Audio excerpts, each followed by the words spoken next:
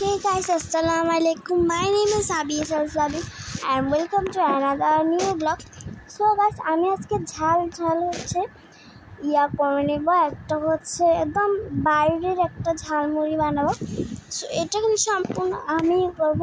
আর বাসার সবাই অনেক খুশি হয়েছে। আর আমার প্লেট থেকে সবাই কেড়ে নিয়ে খেয়ে ফেলছে, বা তোমরাই বুঝো। সো গাইস, কত মজা হচ্ছে যাচ্ছে তোমরা অনেক জনে জানো। সর্বপ্রথমে হচ্ছে ধনিয়া পাতা কেটে নেবে কুচি করে। আমি এখানে মোট 7 জনের জন্য নিয়েছি ভাত। অনেকজন এক প্লেটে অনেকগুলো করে পড়েছে, তোমরা চাইলে এটা বানাইতে পারো। এত বেশি 2 জনের প্লেটে খেয়ে ফেলতে পারো। টমেটো আর একটু বেশি নিবা। দেন হচ্ছে ধনিয়া পাতা আমি যেগুলো নিয়েছি ওগুলো থেকে একটু পরিমাণে বেশি নিবা। আর উপরের হচ্ছে এই নরম জায়গাটা ফালাই হচ্ছে এভাবে লম্বা করে কাটবা আগে। দেন হচ্ছে একদম নিচ থেকে করে কেটে নিবা। দেন কেটে নেওয়ার পরে আপনারা হচ্ছে এটাকে একটা প্লেটের মধ্যে এক পাশে ধনিয়া পাতা এক পাশে টমেটো এরকম করে রাখবো।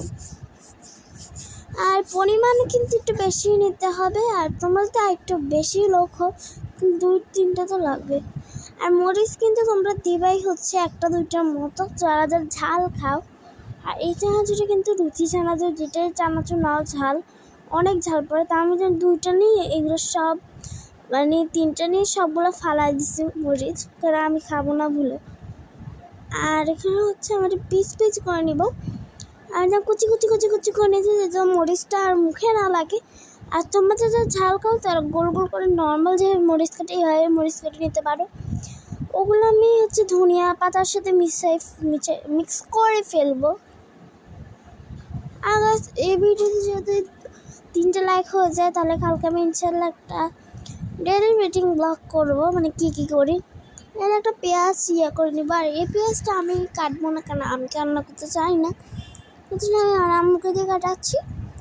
পেঁয়াজটা কিন্তু এইভাবে নর্মাল যেভাবে পিস করে নাও, তোমরা এইভাবে পিস করে নিবা পেঁয়াজ কাটার জন্য সবাই জন্য। আর এটা হচ্ছে আমি আমার আম্মুর হাতে দিয়ে দিছি, কেন এখানে হচ্ছে আমাদের মেহমান আসছিল নাসিম আপু, ওকে হচ্ছে আমার সময় দিতে হচ্ছিল, ওনাকে ভিডিও তো করাই লাগে আবার। আর এখানে হচ্ছে আমার আম্মু একটু দেখা দিচ্ছে সবগুলো আমি করছি শসা। দেন হচ্ছে সব শসা আমি করে ফেললাম। দেন হচ্ছে লেবুর জন্য হচ্ছে লেবু একদম কুচি করে একটু অল্প করে নেবে। তুমি অল্প করে হচ্ছে এরকম কুচি করে নেবে।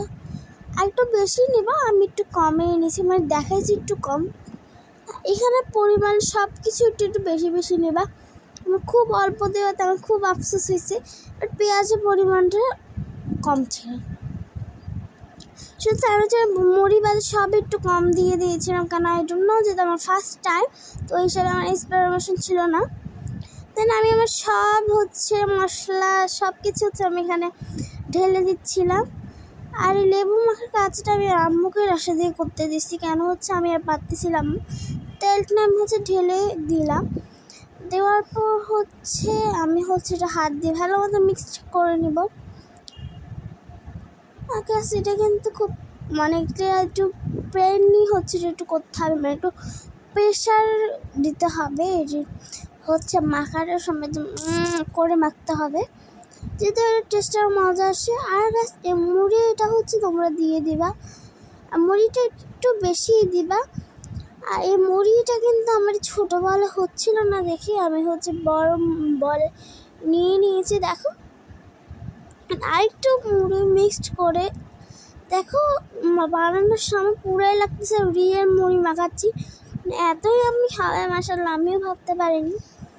আর এই কয়েকদিনের ভিডিওগুলো আমি একটু স্পেশালভাবে করতে চাচ্ছি। তোমরা প্লিজ আমাকে সাপোর্ট করো, তাহলে আমি একটু বেশি করে দিব ভিডিও। আর তোমরা কিন্তু আগে আমাকে 13-14 লাইক দিতা, বাট এখন তো আমার এখানে কপালে 1 লাইক জুটে না।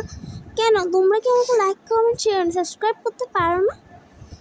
যেটাই হোক, দিন গাইস আমি এখানে টেস্ট করে দেখবো আসলে এটা কেমন হয়েছে খাইতে। না তো আমি বানাইছি, আমার কীরকম এটা হবে না হবে, বাট গাইস আমি খাওয়ার পর জাস্ট রিভিউটা তোমাদের যদি একটু পরে শেয়ার করবো। আচ্ছা, আমি যখন খাইলাম মাই গড, এত মজা হয়েছে মাশাআল্লাহ বলার বাইরে। আর এখানে হচ্ছে আমি ইয়ামি বলছি। টাটা।